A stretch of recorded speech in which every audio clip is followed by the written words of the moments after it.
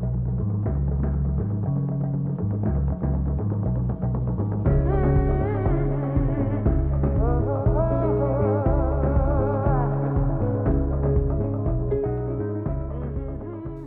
name is Lushion. I'm Monicha, and we are the Adams family, and we have a side hustle named True Life Music. Okay, so sound in itself and just music overall was the inspiration behind starting True Life Music. Before the True Life Music, it was basic expression of music, but it doesn't roll so nicely off the tongue. So the closest thing to that was True Life because we speak truth and it is life and we do music. So also the other inspiration is that because music is such a universal thing, is you need to be careful with how you use it as well. So that was also something that drew me to it and kept me going. So started this thing in 2010. Yes, World Cup. World Cup time, yeah. Started in 2010. My biggest achievement, that's for I can say our biggest achievement, was that we could collab with someone that I look up to. I've been listening to for years.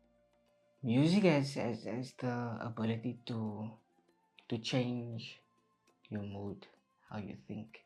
So what you feel in yourself is basically what you are portraying to the world. So what you listen to and how you allow sound music to influence you, that is what keeps me motivated, is that I want to push positivity all the time.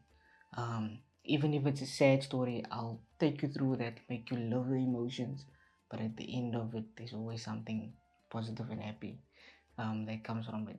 So, because we are business partners, we are parents, and we are married, we have to really be careful with our life when it comes to balancing. So, we would check in with each other to see, okay, how much time did we spend in studio? How much time did we spend with our son? And how much time did we spend with each other? So that is always on the top of the list. Like, okay, let's make sure that something does not, like, we don't neglect something, it doesn't drown, because it wouldn't work if we are just business partners and then we can't even speak to each other. We can't even, it's just you are there and I'm there. So we always check in with each other to see how much time we spent. I wouldn't say we've done any financial strains because it's here by us, and whether people book it out or whether clients come in or not, we're still going to use it regardless. So Yeah. there's no strains on our side. We're still getting money from our streams, so there's still a flow of income either way. We're not giving out anything at all unless we need to.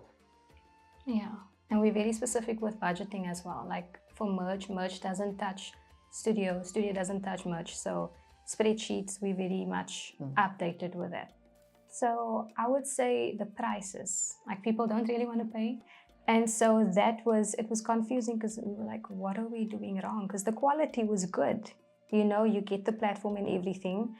And so that was one of those setbacks where we had to literally take a leap of faith by saying, you know what, we are actually going to charge a little bit more, because when people do come, you kind of shoot yourself in the foot as well. So if I look back at when I started, I didn't have all these fancy things.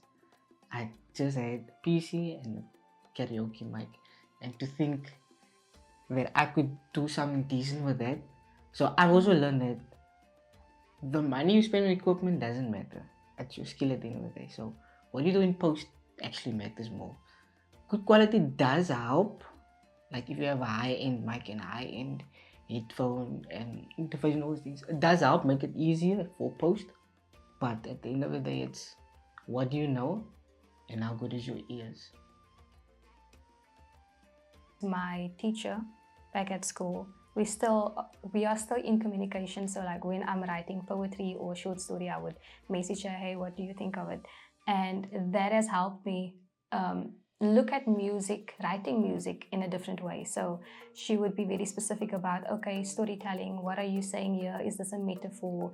Do you want to look at this differently? When it comes to the difficulties in finding clients, we always remind ourselves that this is not entertainment. We don't see it as entertainment. the business is a gift, but it's also a service. So we need to remember that if we don't use this gift that God has given us, He's going to give it to someone else, because that is how it works. You're not going to use it; it's going to lay dormant, which we are going to have to answer for in the end as well.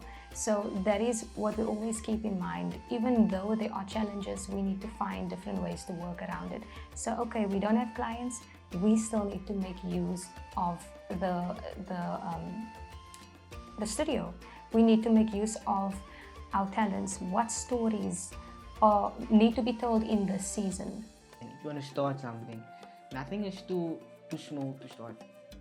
Even if you want to do a tuck shop, sell knickknacks, like something that someone else is not doing. So whatever is on your heart, by all means.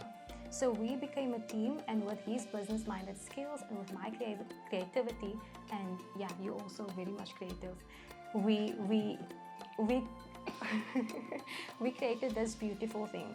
Now we already had this business in mind. God already planted the seed, and then I was basically just the water that that added to the seed. So don't ever think that your talent or your skill is too small. Don't ever think that you are lesser than someone that wants to be a lawyer. There's a reason why you have a passion for what you are doing right now.